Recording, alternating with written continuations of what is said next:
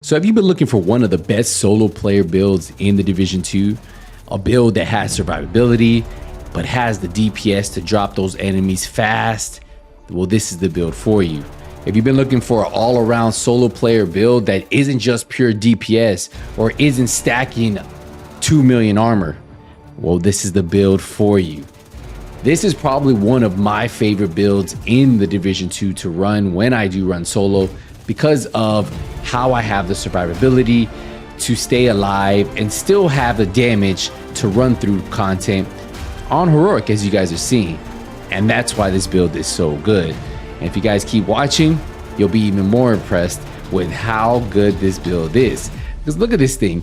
This weapon is like a laser beam, especially on this build, because it's all spec'd to get the most performance you can out of this weapon right here.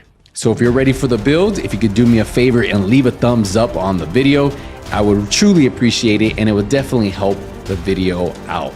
Also, in the comments, let me know, are you ready for season 2 of year 5? I think it's time, guys.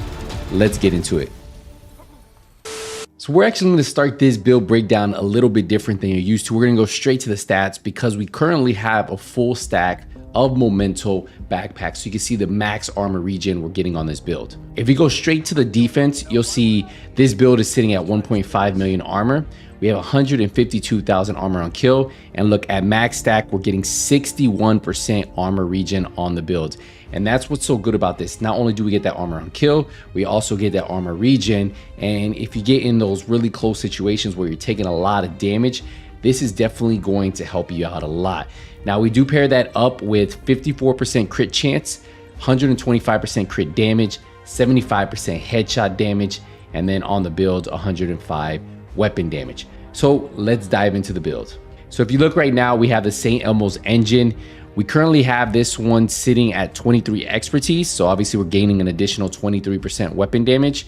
Now this build will work with it without the 23%. If you have less, it will still work. It's just going to hit a lot harder with it. Now we have assault rifle health damage, damage targets out of cover. Remember, you can reroll your St. Elmo's attribute in the library if you don't have damage targets out of cover, but that's typically what you're going to go for.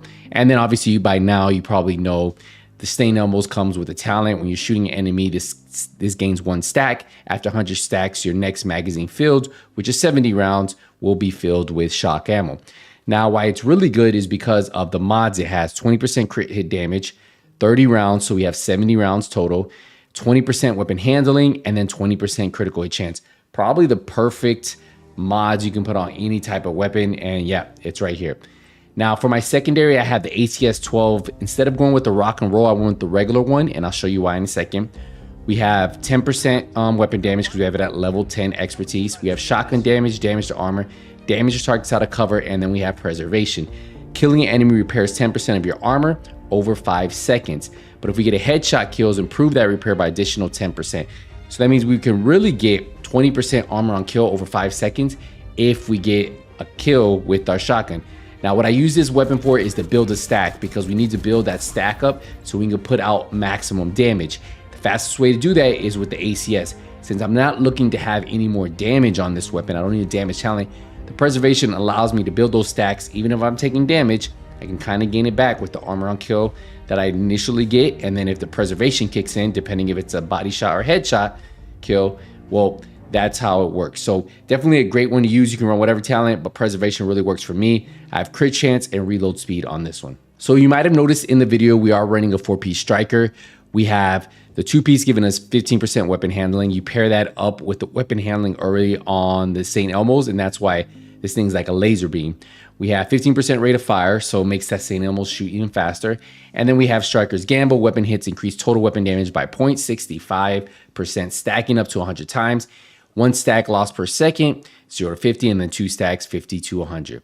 We have armor on here, and then you'll notice we have critical hit damage and critical hit chance in almost all of our pieces. But on this one, we have critical damage and a critical hit damage mod. We went with the striker chest piece. A lot of people don't like running this. They feel like they can't keep the stack up. But I will tell you, if you pair it up with a build like this, that has a high magazine like the St. Elmo's, the rate of fire is already nice. You put it on the strikers and then you build the stack with ACS, you can keep that stack up really good.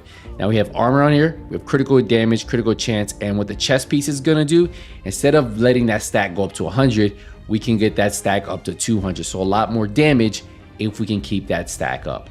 Now I did go with the Bellstone Army. I went with the one piece. It's gonna give us 1% armor regen, helping us get that 61,000 armor regen. 100. We have armor on here, critical chance, and a critical hit damage roll. For our third piece of striker, we went with the knee pads. This is gonna give us weapon damage and critical hit damage. For the gloves, we went with the striker gloves, and this is gonna give us weapon damage and critical hit chance. And then for the backpack, like I mentioned, the reason why we have that extra armor regen is from the backpack itself. So we have weapon damage, armor, skill tier on here. We have critical chance, mod, and then kill confirm.